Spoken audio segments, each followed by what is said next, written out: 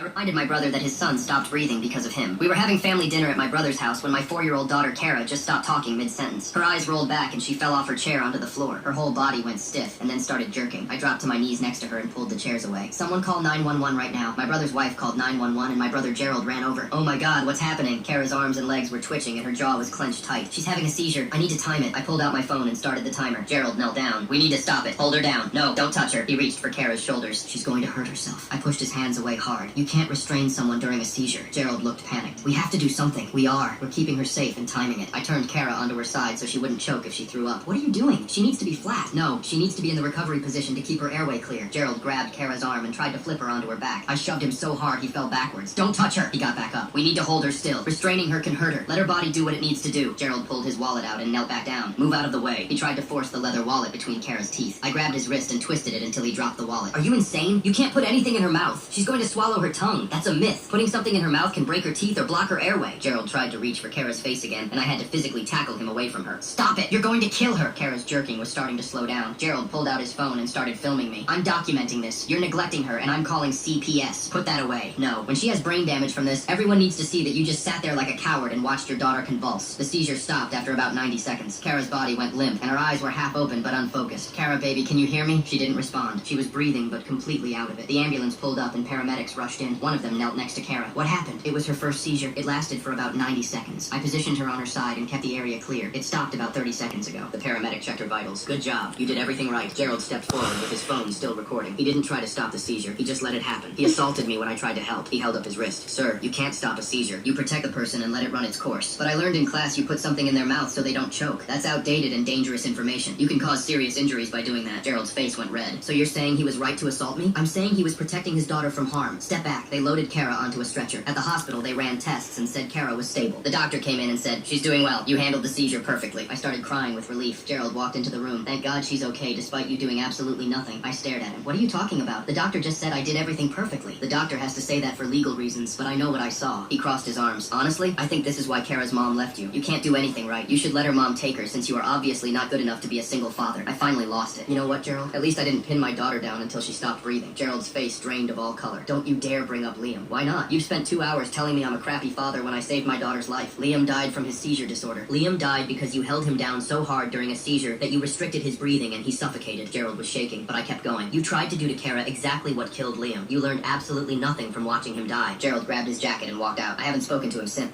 Reminded my brother that his son stopped breathing because of...